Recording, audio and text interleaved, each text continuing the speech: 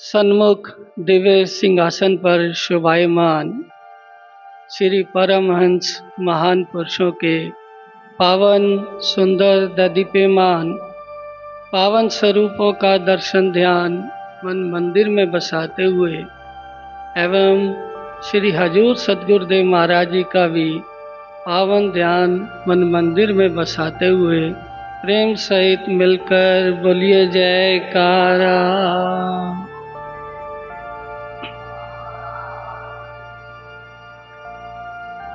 समय की महत्ता और समय का मूल्यांकन करते हुए महापुरुषों ने इसे अनमोल बताया है। अनमोल अर्थात जिसका कोई मोल नहीं, जिसको किसी भी प्रकार की वस्तु द्वारा देकर उसका मोल नहीं किया जा सकता। इसलिए ही इसको महापुरुषों ने अनमोल की संज्ञा दे दी है। जहाँ महापुरुषों ने इसको अनमोल कहा है, दूसरी तरफ संसारी लोग इसका मूल्यांकन करते हैं। लेकिन संसार है, संसारी दृष्टि है, तो उसका मूल्यांकन भी किसी न किसी वस्तु द्वारा किया जाता है और ज़्यादातर धन के द्वारा ही किया जाता है। संसार में कहते हैं कि टाइम इज़ मनी, अर्थात टाइम को कन्वर्ट करके मनी में ले लो। जबकि विचार अलग अलग हैं, इसलिए वो संसारी लोग इसको धन द्वारा ही इसका मूल्यांकन करते हैं।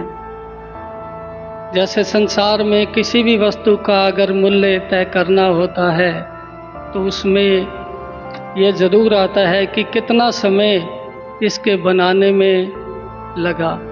अगर कोई कार्य को किया जाता है तो उसमें भी इसका यही होता है कि इस कार्य को करने में कितना समय लगा और उस समय के हिसाब से फिर उसकी वैल्यू डाली जाती है।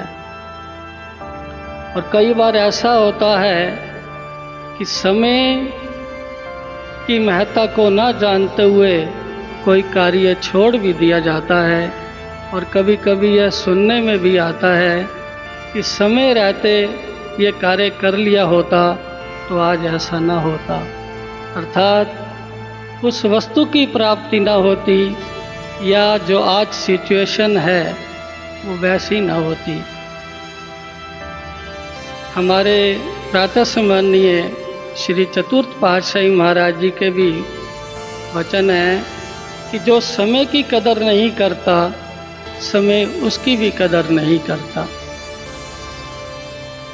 तो इसलिए महापुरुषों ने समय के मूल्यांकन के लिए हम जीवों को आगाह भी किया है कि इस समय रहते हुए जीव को करना क्या है। महापुरुषों की दृष्टि पारमार्थिक होती है, इसलिए हमें परमार्थ से और आत्मिक धन से मालामाल करने के लिए ही हमें समय का मूल्यांकन बताते हैं। हमारे प्यारे सद्गुरु श्री श्री 108 श्री पंचम पातशाही महाराज जी की अमर वाणी के वाक हैं कि मानुष जन्म दुर्लभ है, बार बार नहीं पाएगा, निकल गया जब समय हाथ से फिर पाछे पछताएगा। ये वाला जो समय निकल गया फिर पछताना पड़ेगा। करना क्या है? श्वास श्वास में नाम सिमर ले, जन्म सफल हो जाएगा, आवागमन का चक्कर छूटे, मुक्ति पदारथ पाएगा। हमें बार बार यही हमें आगाह करते हैं और हमारा मार्गदर्शन करते हैं कि समय रहते हुए हमें उस काम को कर लेना है जिसके लिए ये परमात्मा ने इतना बेशकीमती मानव जन्म दिया है। जो है भक्ति की कमाई और नाम की कमाई। संसार के सारे कार्य करते हुए भक्ति के साधनों को जो जीव कर लेता है तो महापुरुषों की प्रसन्नता को भी प्राप्त करता है। हमारे कल्याण के लिए महापुरुषों ने जो ये 5 नियमों की कृपा की है, जिसमें 2 घंटे का सिमरन ध्यान है, उनकी आज्ञा के अनुसार ये हम करते रहेंगे तो हमारा मानव जन्म का समय जो है वो सफल हो जाएगा, मानव जन्म भी सफल हो जाएगा और महापुरुषों की प्रसन्नता भी प्राप्त हो जाएगी। बोलो जयकारा बोल मेरे श्री गुरु नानक।